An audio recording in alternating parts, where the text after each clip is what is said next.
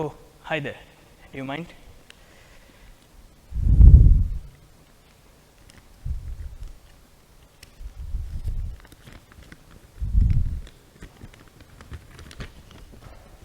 Nothing interesting.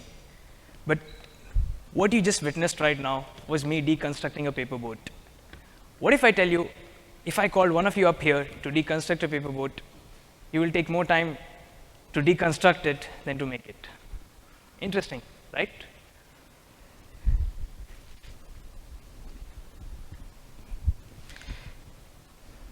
Ever since a child, we've been taught how to place bricks on top of each other, to build things, to create a solution. But why rack our brains on something so complex as creating when you can always deconstruct it? And have we been too engrossed in creating that we've forgotten how to take things apart?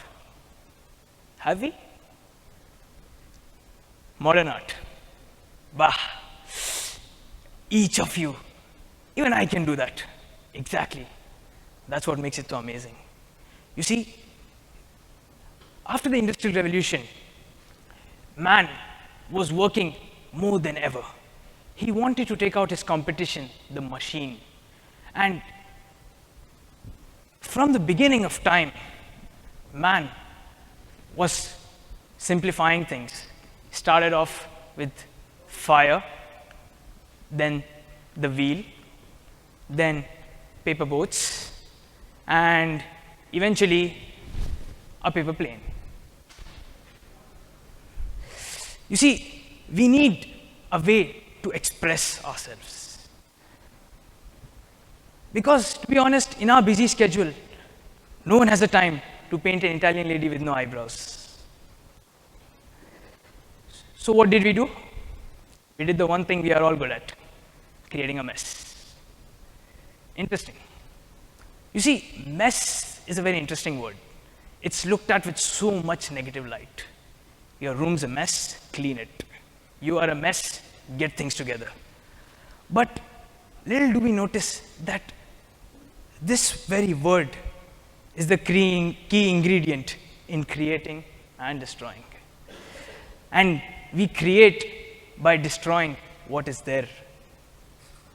Pablo Picasso, one of the greatest artists of the 20th century, he brought in so many forms of modern art. People were just baffled. This is Cubism, another one of Picasso's ingenious ideas. It doesn't look like a masterpiece to me. It looks like a 4-year-old drew squares, rectangles, and circles, and somehow it's there in some museum around the world. But this is what makes it so special. It's so simple and easy to understand.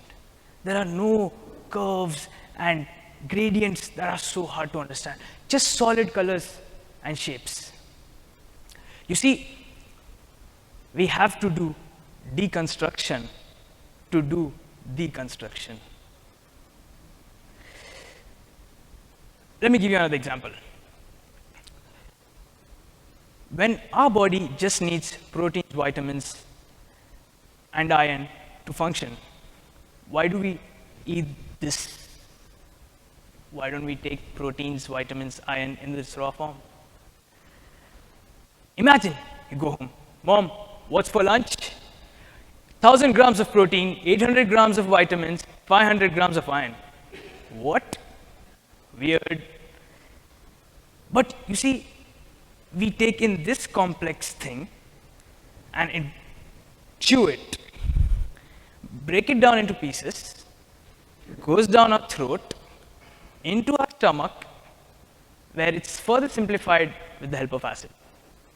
And then we get proteins, vitamins, iron. Deconstruction, ladies and gentlemen. How many of you have seen the Guggenheim Museum? How many of you have heard of it? It's a museum in Bilbao, Spain, designed by the Canadian architect Frank Gehry. It looks like a 3-year-old just scribbled on a paper. Doesn't look like a museum to me. But what made a company design this very absurd-looking museum? Because someone felt a connection to it. And in modern architecture, Frank Gehry popularized deconstructivism, which became such a popular movement because it was followed by architects like Zaha Hadid. Because modern architecture is exposing the very foundation, pillars, and rocks that were supposed to be hidden beneath the facade of the building, out in front of us to the viewers. The things that were supposed to be hidden are being brought forward. And this is deconstruction again. So, who brought in deconstruction? Who brought it forward to us? In 1967, a French philosopher called Jacques Derrida introduced the theory of deconstruction, in which he said, each and every word, when broken down into its individual, each and every sentence, when broken down into its individual word, the word itself will have a meaning that defies the very meaning of the sentence. Complex, but I'm not here to explain you Derrida's theory of deconstruction. I'm here to explain you my theory of deconstruction. I'm a firm believer in the law of conservation of mass. Mass can neither be created, neither be destroyed. And this holds so aptly in this case of deconstruction, where we are just tearing down the present and reconstructing the future. And deconstruction was so popular that over the past century, it has helped us break down so many stereotypes. 100 years ago, women didn't have the right to vote. Today, women have the right to vote. It has pioneered modern thinking, the very fundament of today's innovation, that is sustainability, is in accordance to deconstruction. So, I would like to bring forward to you the law of conservation of mass according to deconstruction. So, we have the present, that's the burger. Now we deconstruct it, you chew it down. You understand it, it goes down in your stomach, where it's further simplified. Then you find a solution. You have the proteins, vitamins, iron. And then you construct the future. You take the energy required to do your daily work. Law of conservation according to deconstruction. So, what are we doing? We are just breaking this down into this, and then reconstructing this into the future. None of you ever thought that.